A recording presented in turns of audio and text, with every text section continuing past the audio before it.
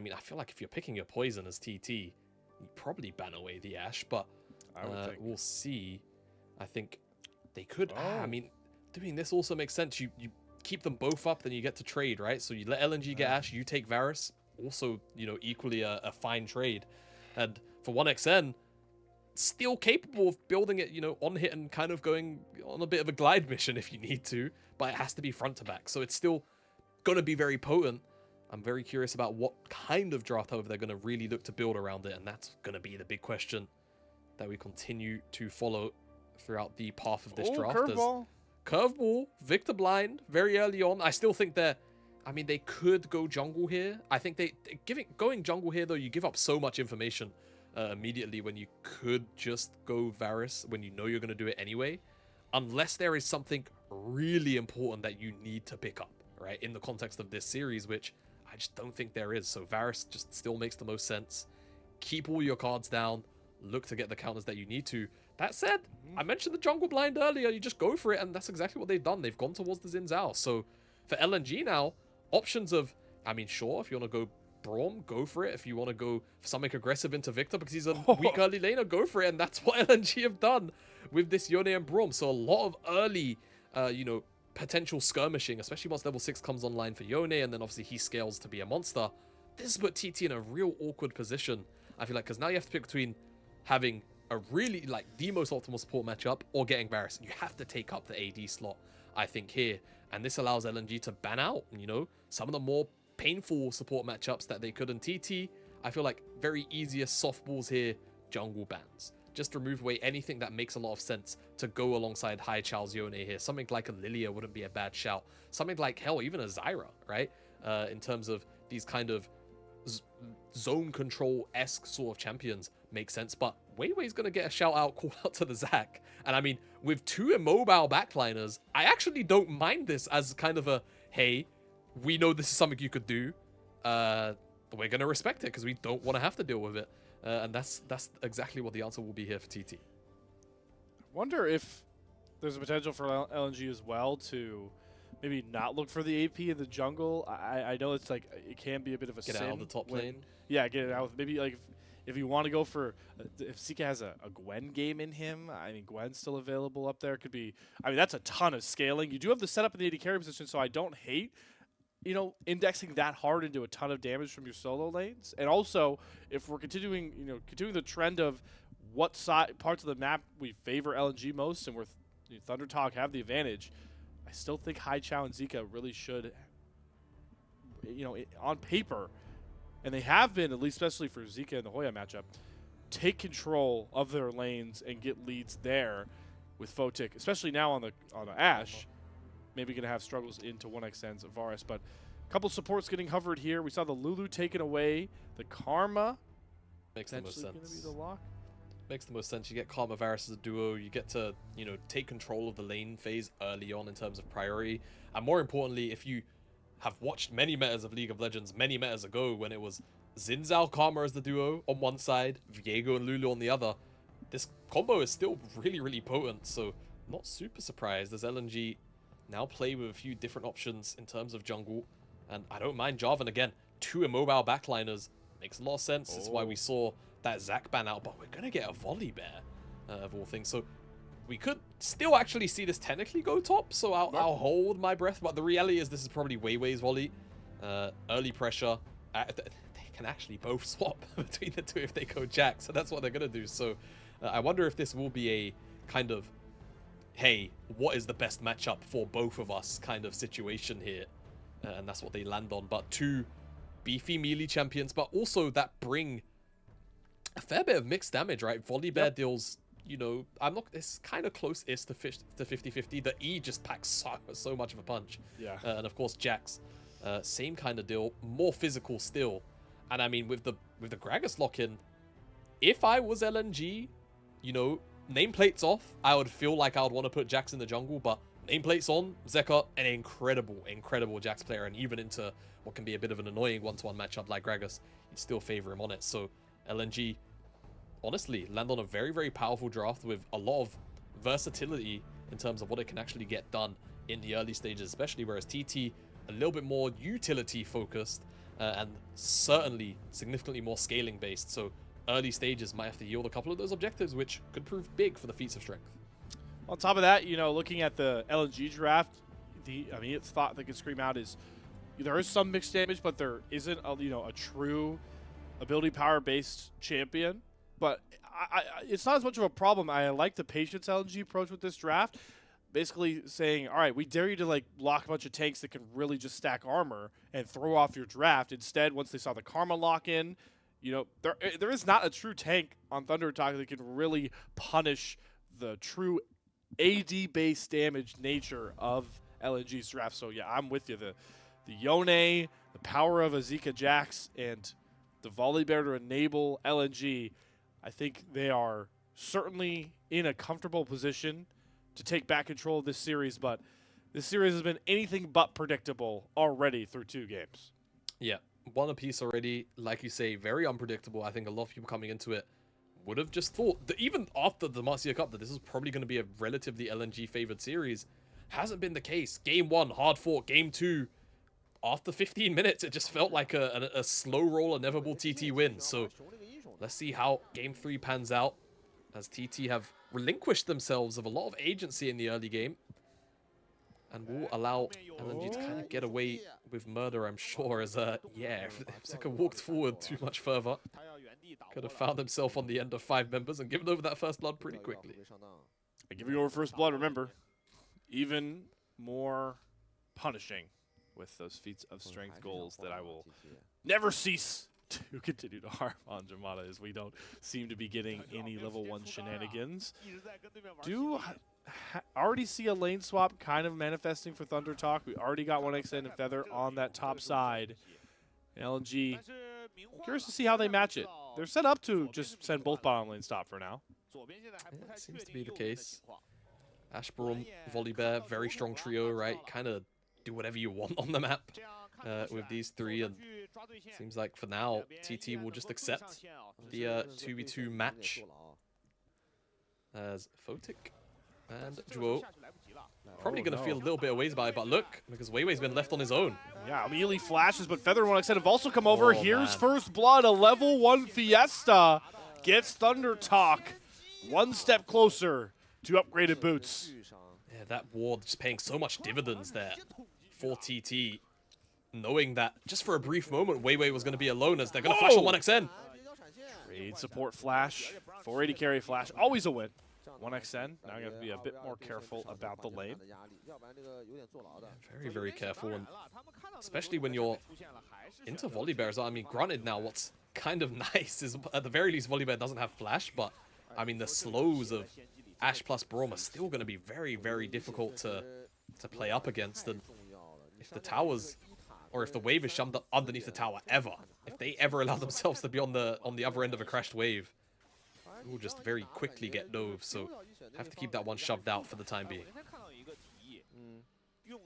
Slight edge to ThunderTalk though. Should set themselves up pretty well. Do get the kill onto Feather. Always a little bit of a sigh when you see the support able to grab a pretty pivotal kill. But hey, like you talked about on the Karma with Comet, looking for the early game punch and can itemize pretty well into damage if needed. Doesn't hurt, as we see both these junglers pathing pretty differently. It looks like a full clear from WeiWei going bot to top, and Beichuan pretty similar actually now that I think more about it.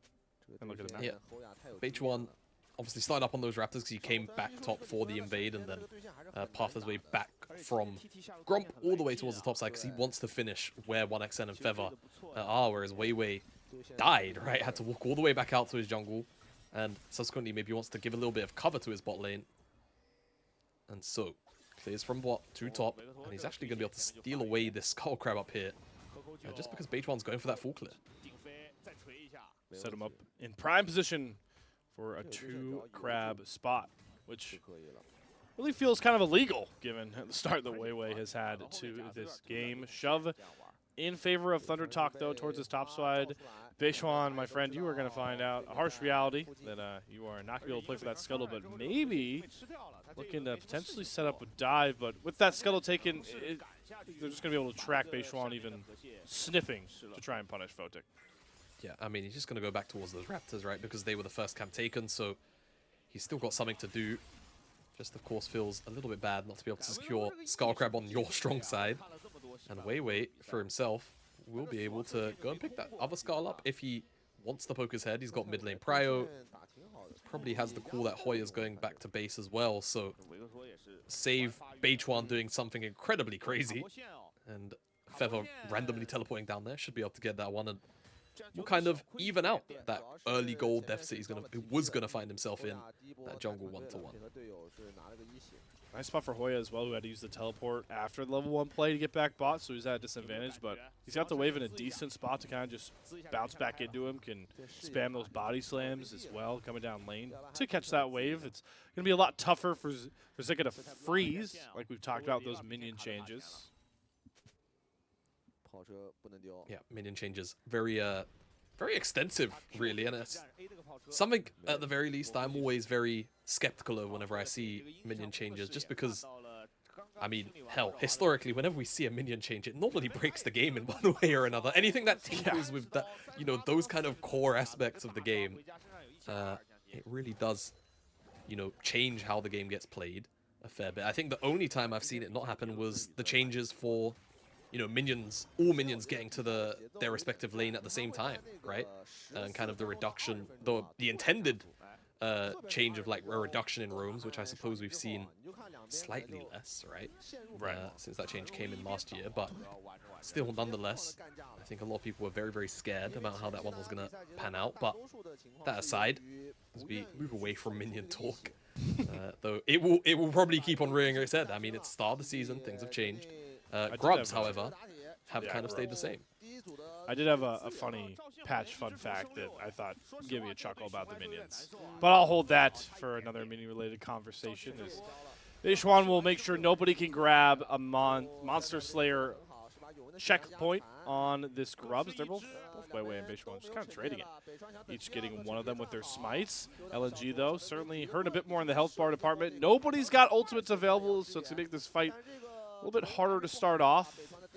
And ThunderTalk with more river control will secure the better end of the Grubs. Oh, fate sealed, my word.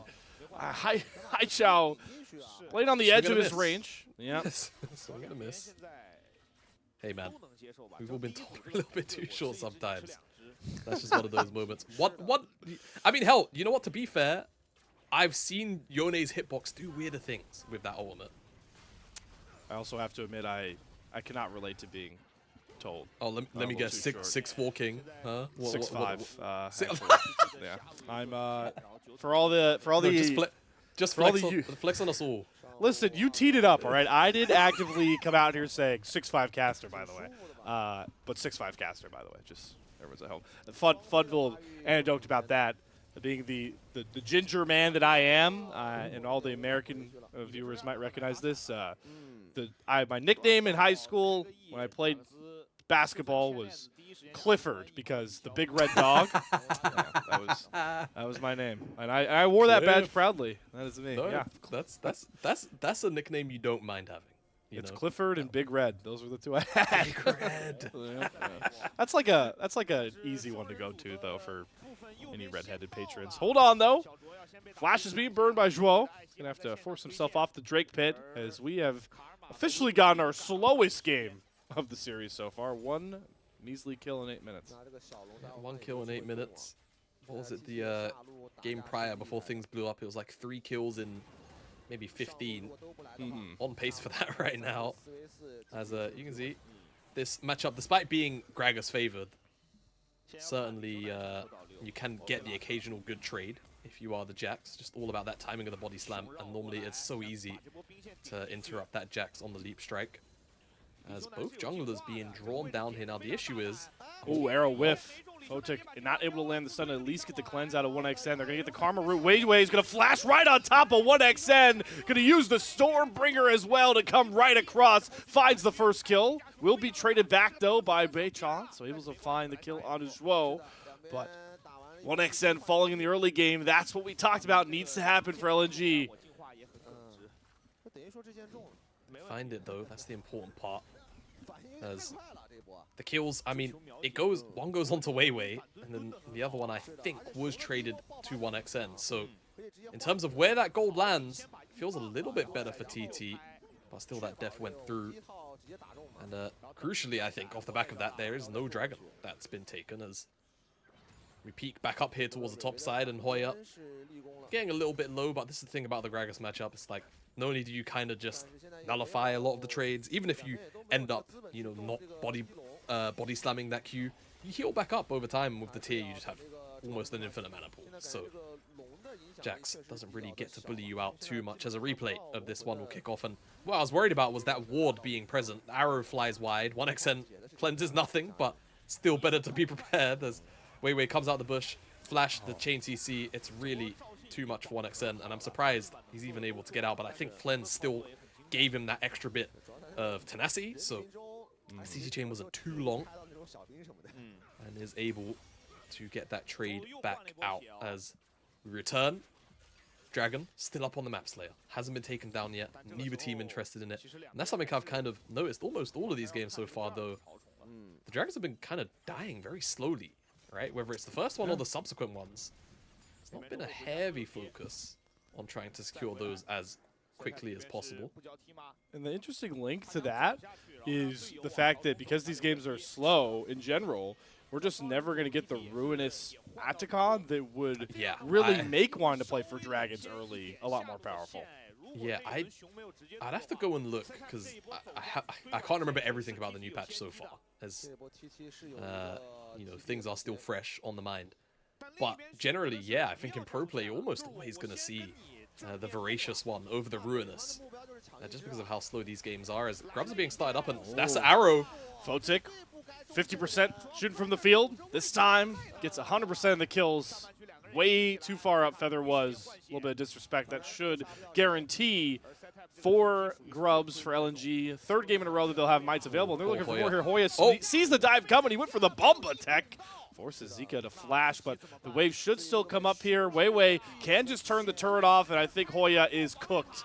Does flash, but does not get over the Fate Sealed. Good try there, and the kill is picked up for LNG with nobody dropping. Yeah, I'd have to see a replay, but I don't know if we're going to get one for a dive like that. I think Hoya stopped his ability to actually body slam and chain that CC in because he was casting the W. Bless him. So might have locked himself out of his own spell to chain CC Zeka there underneath the tower. So a little bit of a misplay, and then even worse for where flashes. You can't quite flash over a face. I think you can, but the timing is just really weird, given how that ability is kind of sent over. Yeah, you're basically gambling, unless you know what the exact timing is. So very unfortunate for him on the end of that dive there, as 4 grubs went over to LNG. LNG so far this series, very high priority on that objective, and those grubs in general have definitely yielded a lot of strong results, right? They were taking a lot of towers both games, even though they didn't lose them, or didn't win the second game, got there in the end. We got there. Just like ThunderTalk got to the Drake pit, 12.5 minutes for your first Drake dropping. Yeah. Another niche in the idea that these two teams just don't care about those darn upgraded boots. Nobody's anywhere close to getting them. I know First Blood went to ThunderTalk way, but we've got 1 epic monster slain by both teams and no turrets. And God, we are just... Hoya does not get to play early games, and he's trying to get really creative with keeping them off this wave.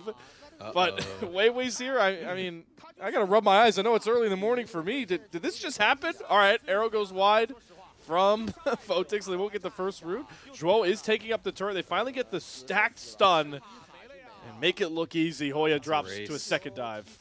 It's a race, but, I mean, 4 people up top, grubs as well. It's going to end up being kind of close. That minion wave is dying. It should be LNG's. Should be LNG's. That will keep the feats of strength away from ThunderTalk, and we'll have to get it through the monster slaying. So no matter how much they hate the Drake pit, it might decide who gets those upgraded boots this game.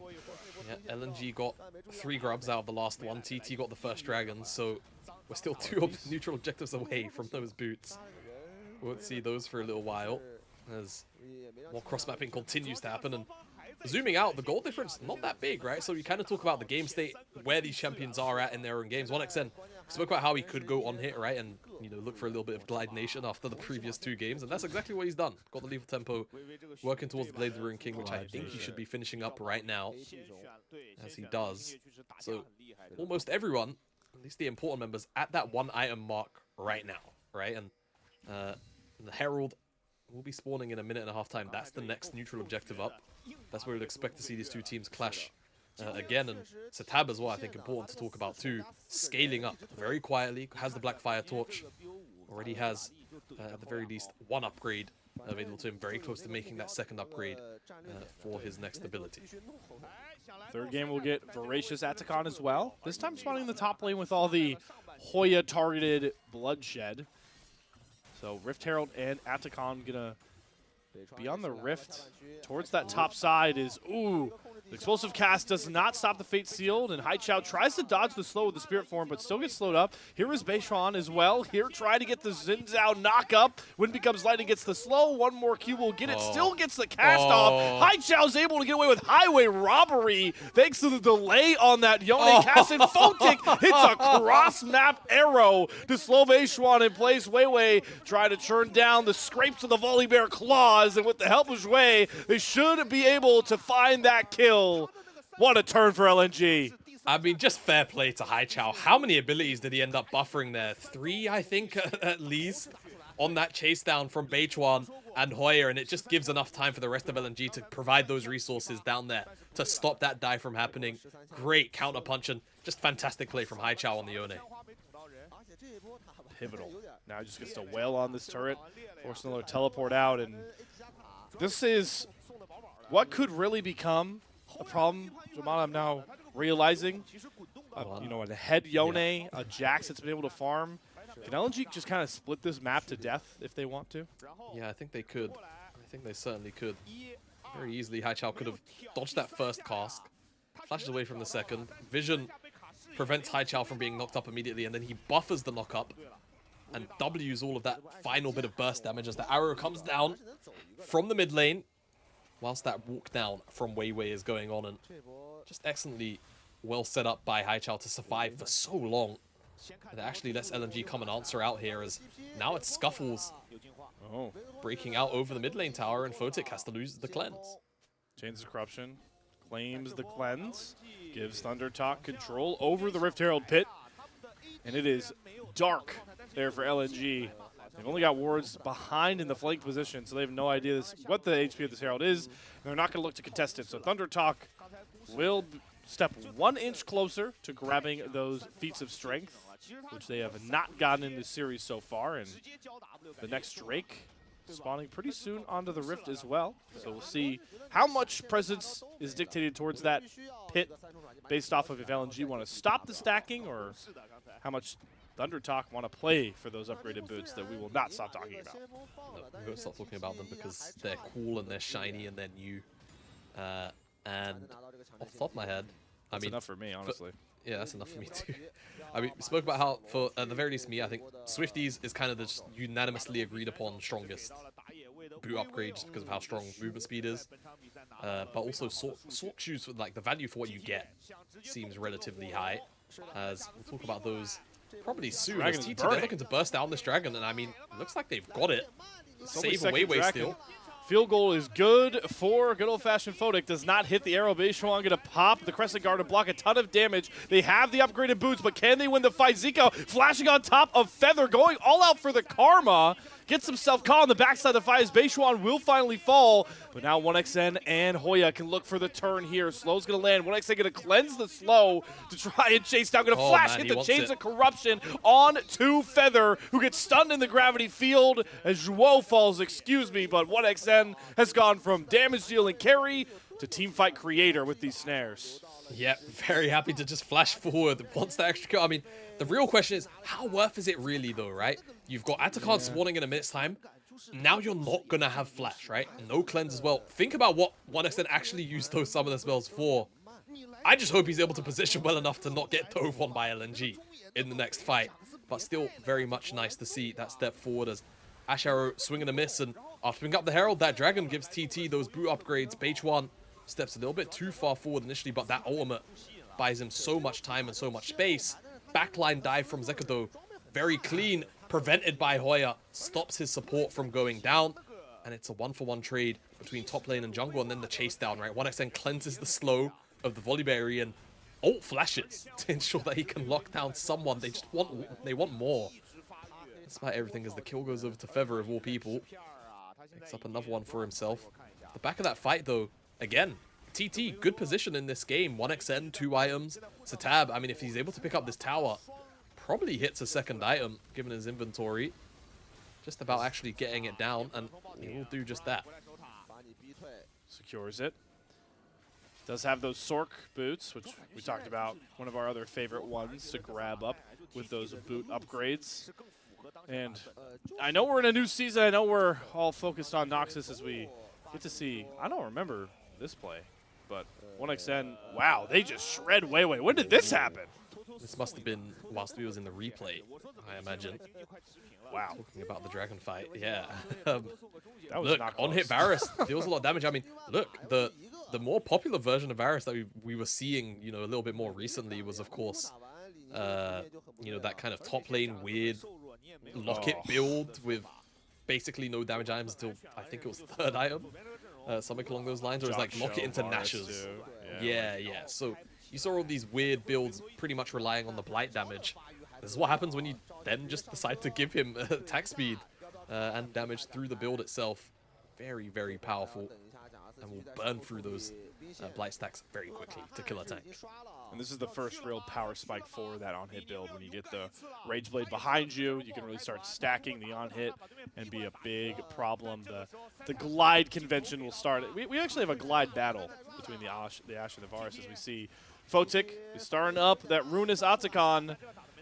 We feel like the revive buff is very, very powerful, but both these teams have been pretty hesitant to really play for it. LNG looking to be aggressive, trying to get that Action revive to maybe force some fights that they like, but ThunderTalk have come right up the river. Ash Arrow going to find Feather. Stun going to last a good amount of time, but LNG, they just can't commit to that arrow, so one big key engage tool down for LNG as they try to burn through Atacon. Down below 5k HP as Zika and Hoya have their own 1v1 on one side. Haichao teleported in on the backside of this fight and now comes right around back towards the lane, and we're heading towards another 50-50. In goes the Fate Seal, though. What a combo coming across from LNG. 1xN gonna find the execute, but he will drop, and now it's all holds off, dropping the fisticuffs, but it's ThunderTalk through SeTab. You knock one of our carries down, the other seals a fight win and seals an Atacon buff once more.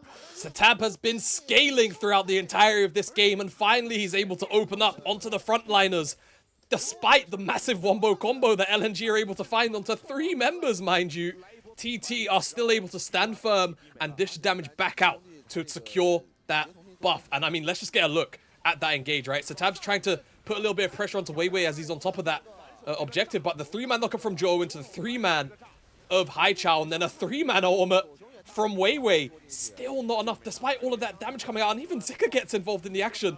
The health bars are being burned down by things like Atacon. Everything is just not quite falling the way it needs to for LNG, and the AoE damage from SeTab stands tall. Now he's got the stasis available towards him. 2-0-5. SeTab, for all the credit we've given 1xN, been marvelous in this series. The difference maker for ThunderTalk when they were able to knock LNG out of the Demacia Cup was their solo lane showing up in big games. Hoya had a massive Gragas in game 2. SeTab was able to pull out that Akali and be a big problem. Same thing he did last game for ThunderTalk. So it seems like after a rusty game 1, Jamada, ThunderTalk are right back to the winning ways. They got them so much success in the Demacia Cup.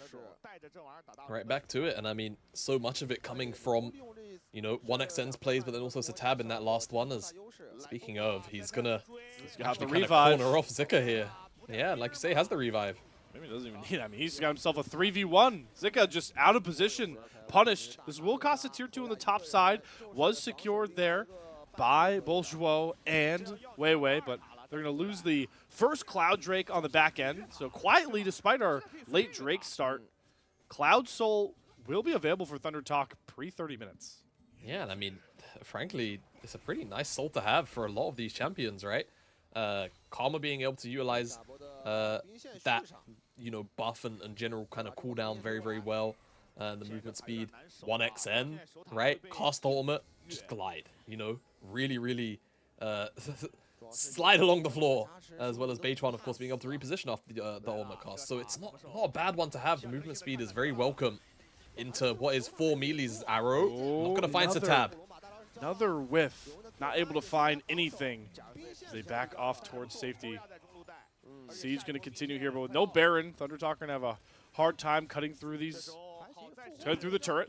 The waves dropping pretty quickly. They've got Hoya, though, shoving a mid-wave in onto the inhibitor turret in the back end. So LNG, they're going to be spread pretty thin here between the two lanes. They're going to have to go for a play or surrender pretty key turrets as the Chains of Corruption lands on Zhuo. Does put the shield up, but has to flash away. Explosive cask. Only going to find Zika. Not in a threatening position nonetheless, but the Fate Seal comes through. But Haichao has immediately recalled into Spirit form because he was far too forward, and all of that pandemonium will get a tier 2 turret down for ThunderTalk and build a gold lead.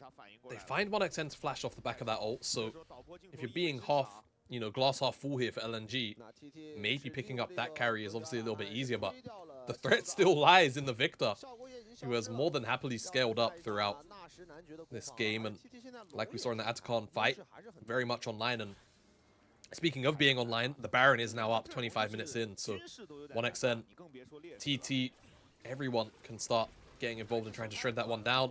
The on-hit Varus with the Blight stacks is going to feel very, very happy about trying to secure that buff. As again, even through the, you know, the Unbreakable here, 1xn able to shred through that Braum, as once Haichao gets this ultimate in, you know, it's kind of impossible to dodge for 1xn. He has to flash, it feels like, or you just get connected on, maybe some, you know, follow-up comes through and life gets really difficult. So loses that for the time being.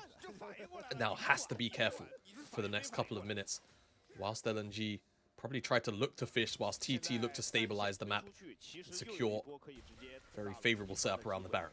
Gonna be a lot of push and pull at this point in the game now, with how potent LNG are still on the split push, able to send Haichao and Zika into those side lanes and should reliably have pretty good push. But Jamada, what worries me is just the turret discrepancy, especially in this mid lane. It's so hard to fight and set up to contest these Barons when you haven't even gotten that mid-tier 1 turret down, so it's so hard to flank, and those minion waves are just going to constantly shove towards your inhibitor turret. It's really hard for guys like WeiWei and Zhuo to really set up any vision towards the top river.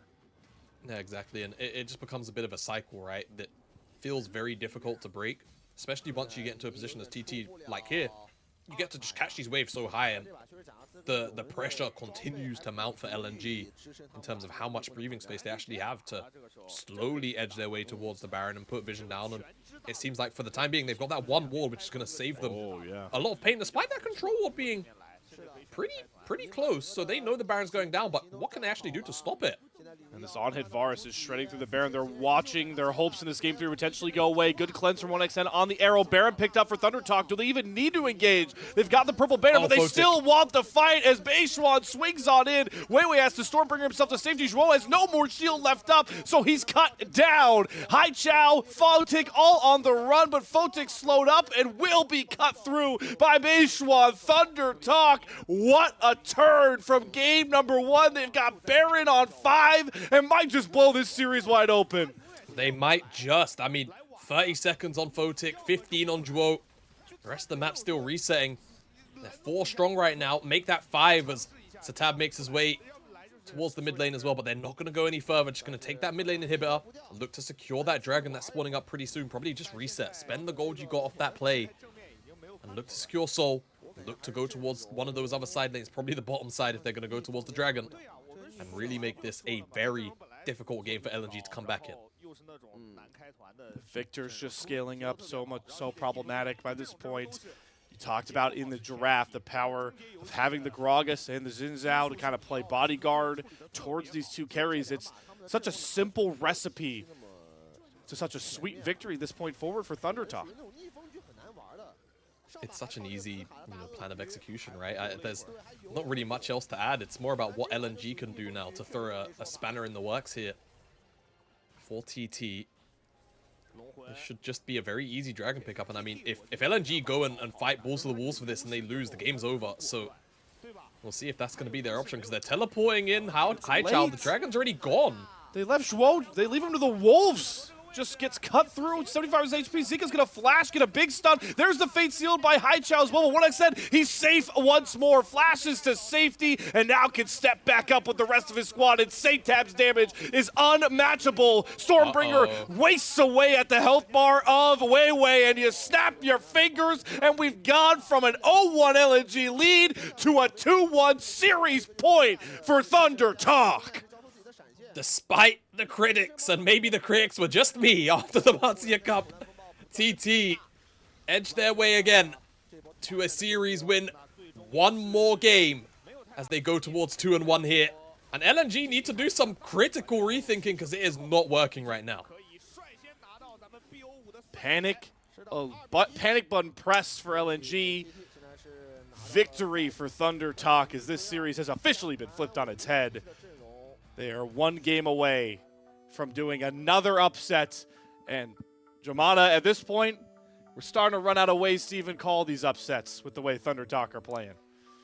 I mean, frankly, yeah, right? Based on you know, again, the Matsuya Cup tape and, again, what we've seen here throughout the series, even when LNG won, it frankly just looked, again, very, very sketchy. You're right, after the first kind of opening minutes, and yes, you know, a lot of that to do with the lane swap and such. Even with that in mind, right, TT tooth and nail fought through with them, and now at a point where it's 2-1 in this series, and LNG have to find 2 whole games based on how TT have been playing. Looks really rough for them. Really, really rough indeed. And we finally made it over the halfway point, and it has taken a lot out of everybody. 2-1 scoreline for ThunderTalk. We're going to take a bit of a quicker break, but right before we get out of here, Jamada, to get some rest for what could be a climactic end, I think we have a new MVP on the. I feel like we're going to predict that. I think it's a SeTab masterclass. I think it's a SeTab. I think it's a SeTab MVP. We'll see in the coming minutes as we look to throw it to a break. Yeah, we're going to throw it to a break. Get a bit of an extra rest, given we could have 2 more games on tout. So make sure to throw in the chat what you think the player of the game was for ThunderTalk in their Game 3 win as they look to, once again, upset the critics, this time in the LPL Split 1 format. We'll see you on the other side for MVP talk and Game 4.